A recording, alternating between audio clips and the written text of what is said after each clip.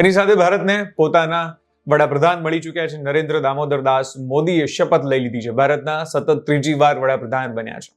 જવાહરલાલ નહેરુએ આવું કન્ટિન્યુઅસ કર્યું હતું. એના પછી નરેન્દ્ર દામોદર દાસ મોદીએ ઇતિહાસ બનાવ્યો છે. તમને ભારતના વડાપ્રધાન નરેન્દ્ર દામોદર દાસ મોદી ગમતા હોઈ શકે છે, ન પણ ગમતા હોઈ શકે છે.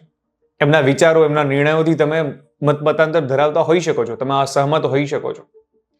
પરંતુ એક વસ્તુ તો છે કે ભારતના વડાપ્રધાને સાબિત કરીને બતાવ્યું છે કે વડનગરના જેવા નાનકડા ગામમાંથી આવનારો છોકરો આવડા મોટા દેશનો 140 કરોડ લોકોનો વડાપ્રધાન બની શકે છે, ભારતનું સૌથી સફળ વ્યક્તિ બની શકે છે.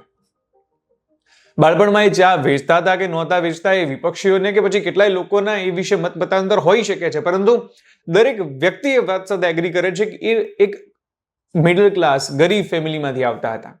અને જો એ જગ્યામાંથી ભારત જેટલા કોમ્પ્લેક્સ રાજકારણમાંથી આગળ આવીને તમારે જો ભારતના વડાપ્રધાન બનવું હોય તો એની માટે ખૂબ હિંમત, ખૂબ જુસ્સો જોઈએ અને ખૂબ મહેનત પણ કરવી પડે.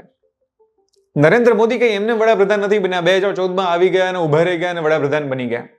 એનો એક લાંબો કિસ્સો છે. નરેન્દ્ર મોદીએ વર્ષો સુધી તપશ્ચર્યા કરી છે, પ્રોસેસ ઉપર ધ્યાન આપ્યું છે, કન્ટિન્યુઅસલી કામ કર્યું છે અને વર્ષોની તપશ્ચર્યા ફળી છે. અને ભારતની અંદર જો કેટલાક સફળ વડાપ્રધાનોનું એક લિસ્ટ બનાવવામાં આવે તો એની અંદર મોખરે રહી શકે એવા વડાપ્રધાન બન્યા છે. કોઈ પણ વ્યક્તિ એમના નિર્ણયો સાથે, એમના રાજનીતિક વિચારો સાથે મતમતાંતર ધરાવી શકે છે, પરંતુ એ બાબત તો ચોક્કસ છે કે વ્યક્તિએ સાબિત કરીને બતાવ્યું છે કે તમે કોઈ પણ પરિસ્થિતિમાંથી આવતા હોય, પરંતુ જો તમારો જુસ્સો મજબૂત હોય તો તમે આ દેશના સૌથી સફળ વ્યક્તિ પણ બની શકો.